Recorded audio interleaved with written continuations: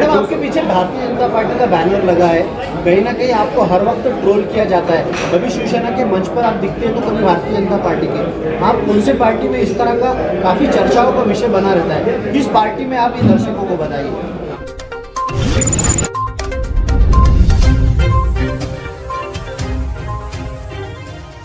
देखिए, मैं अपक्ष चुन के आई हूँ और मेरा समर्थन भाजपा शिवसेना की युति को है।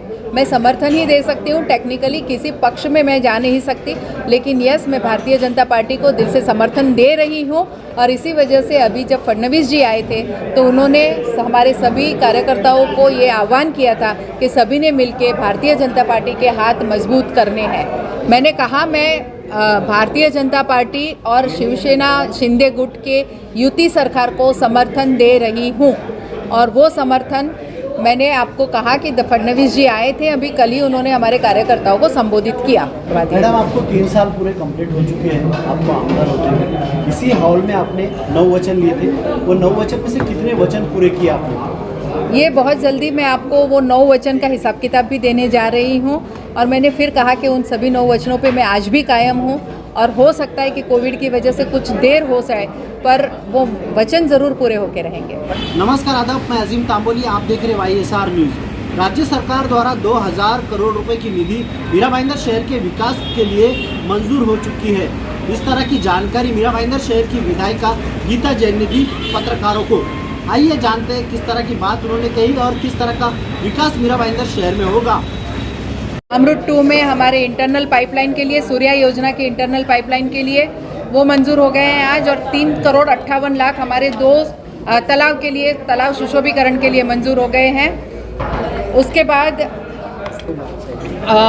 आरक्षण क्रमांक 210 में हॉस्पिटल बनने जा रहा है, उसका 10 करोड़ का निधि पास हो गया है पहले टप्पे का, और आगे की निधि भी हमें राज्य सरकार की तरफ से मिलेगी।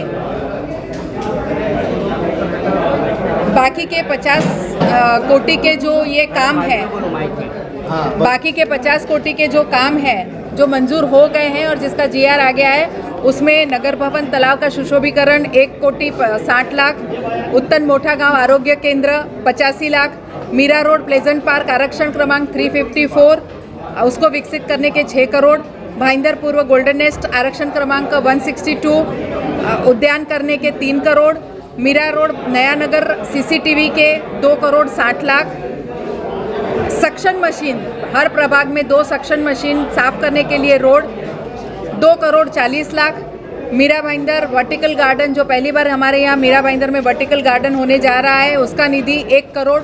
ये सभी GR पास होके आए हैं, बहुत जल्दी उस पर काम शुरू होगा। 7 अक्टूबर को मुख्यमंत्री ने जिस काम का बहुत बड़े कामों का आश्वासन दिया है, उसमें 500 करोड़ CC रोड के लिए कर्ज लेने की लोन लेने की मंजूरी बैंक की तरफ से, बैंक ऑफ बड़ौदा ने ये लोन देना मंजूर भी कर लिया है। वैसे 500 करोड़ उनकी तरफ से।